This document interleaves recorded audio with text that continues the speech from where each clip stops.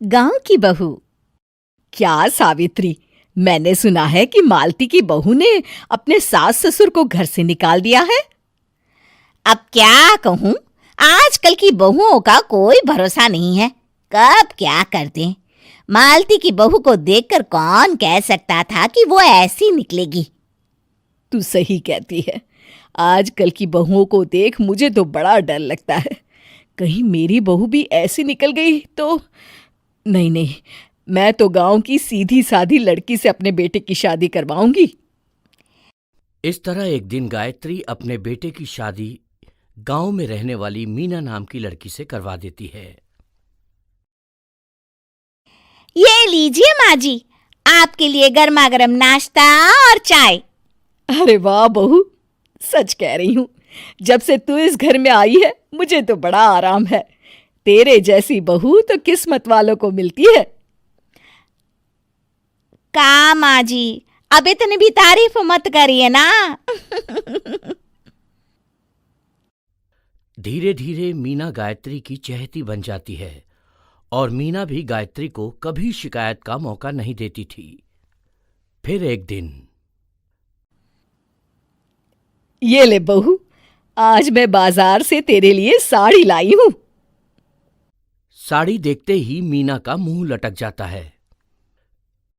का माँ जी, ये भी कोई साड़ी है? ना, मुझे तो बिल्कुल पसंद नहीं आई। अरे लाना ही था तो कोई अच्छी महंगी वाली साड़ी ले आती मेरे लिए। आप तो ये सस्ती साड़ी उठा लाई। मुझे नहीं ना चाहिए आपकी ये साड़ी, आप ही पहनिए इसे। अरे ये क्या बहू, तू तो आजकल कुछ ज्यादा ही नखरे दिखा रही है। मैं इतने प्यार से तेरे लिए साड़ी लेकर आई हूं और तू है कि उल्टा मुझे ही दो बातें सुना रही है। अरे माँ जी, आप अपने लिए तो बड़ी डिजाइनदार और महंगी महंगी साड़ियां खरीदती हैं और मेरे लिए ये सस्ती साड़ी ले आई।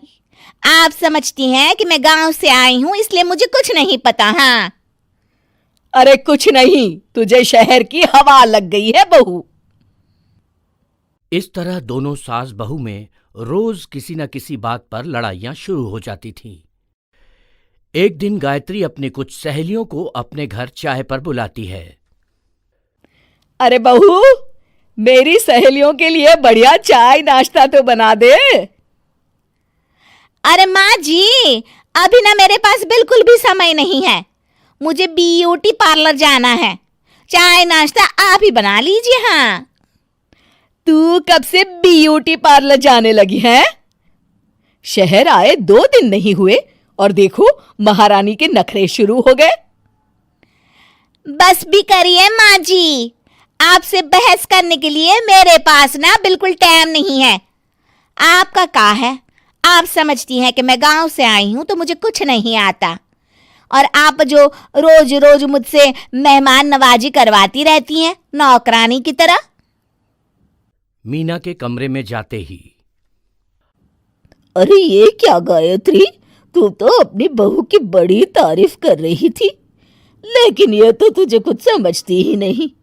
भाई मुझे तो लग रहा था कि तेरी बहू गांव की है तो सीधी सादी होगी, लेकिन इसने तो शहरी बहुओं को भी मात कर दिया। हाँ। अपनी सहेलियों के सामने अपनी बेइज्जती होते देख गायत्री आग बबूला हो जाती है। अरे क्या शहर और क्या गांव, मेरी तो किस्मत ही फूटी थी जो मैं इसे बहू बना के ले आई। भगवान जाने आगे और क्या क्या करेगी। अब तो मुझे कुछ ठीक नहीं लगता। तू जरा संभल के रहना, कहीं मालती की तरह तेरा भी हाल बेहाल ना हो जाए। अच्छा, अब हम चलते हैं। अपनी सहेली की बातें सुनकर गायत्री थोड़ी घबरा जाती है। अरे ये सुशीला क्या बोलकर चली गई, कहीं इसकी बात सच ना निकल जाए। दूसरी तरफ मीना सारी बातें सुन लेती है।